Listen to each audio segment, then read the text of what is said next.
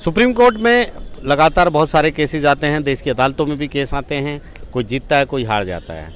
लेकिन कई बार कोई जीत जाता है लेकिन जीत के भी वो हार जाता है, क्योंकि वो खुद भी जानता है कि उसको गलत फंसाया गया था। अदालत भी ये जानती है कि उसके खिलाफ गलत शिकायत हुई या गलत केस हुआ या गलत जानकारी उसके खिलाफ दी गई, लेकिन वो खुद कुछ नहीं कर पाता।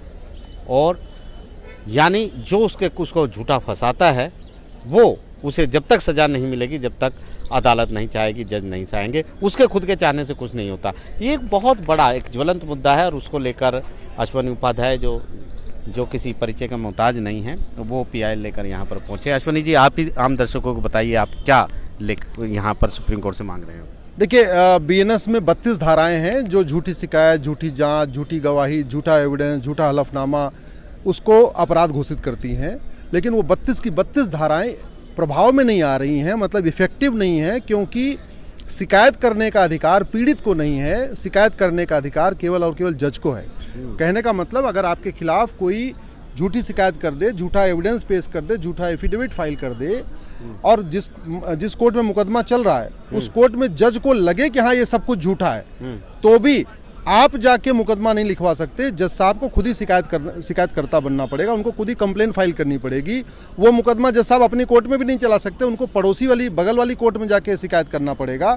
इसकी वजह से हो क्या रहा है, जजेज चूंकि और जजों के पास इतना काम है, इतना ज़्यादा उनके ऊपर बर्डन है कि वो जानते हुए भी कि सब कुछ फर्जी है, ये चीटिंग है, ये फ्रॉड है, ये फोर्जरी है, ये परजरी है, उनको पता भी होता है, इसके बावजूद वो शिकायत नहीं करते। कई बार ऐसा होता है, उनका मन भी होता है, पता चला 2 महीने बाद उनका ट्रांसफर होना है, वो टाइम आ चुका है, फिर उनको गवाही देने के लिए आना पड़ेगा। तो जज को ही जज की कोर्ट में शिकायतकर्ता बनना पड़ेगा, जज को ही जज की कोर्ट में गवाही देनी पड़ेगी। इससे बचने के लिए जो डिस्ट्रिक्ट कोर्ट के जजेज हैं, ट्रायल कोर्ट के जजेज हैं, वो जो 32 धाराएं हैं उसका उपयोग नहीं करते हैं। हमने माननीय सुप्रीम कोर्ट से ये मांग किया है कि आप जजेस को एक ऑर्डर कर दीजिए कि वो सर्टिफिकेट इशू कर दें कि हाँ ये फर्जीवाड़ा है, इस पे झूठा मुकदमा चलाया जा सकता है, जिससे कि पीड़ित जाके बगल की कोर्ट में उसके खिलाफ मुकदमा लिखवा ले। भाई जो पीड़ित है वो तो चाहता है कि उसके साथ जो उसका 10 साल बर्बाद हुआ, 5 साल बर्बाद हुआ, उसकी इज्जत बर्बाद हो गई, उसका पूरा मान सम्मान खराब हो चुका है,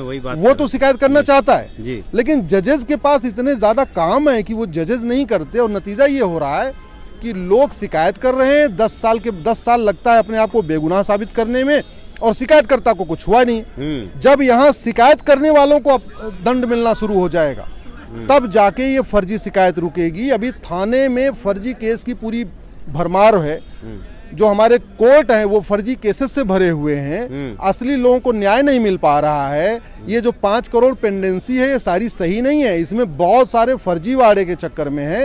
लोग 100 फर्जी गवाह खड़ा कर देते हैं पैसा दे दे के, लोग फर्जी बर्थ सर्टिफिकेट बना लेते हैं, फर्जी एज सर्टिफिकेट बना लेते हैं, फर्जी डेथ सर्टिफिकेट बना लेते हैं, फर्जी वसीयत बना लेते हैं, फर्जी विरासत बना लेते हैं, सब कुछ फर्जी कर लेते हैं। क्यों? क्योंकि उनको पता है कि बाद में चलो ठीक है हमारी बात तो गलत हो जाएगी लेकिन हमें कुछ होगा नहीं।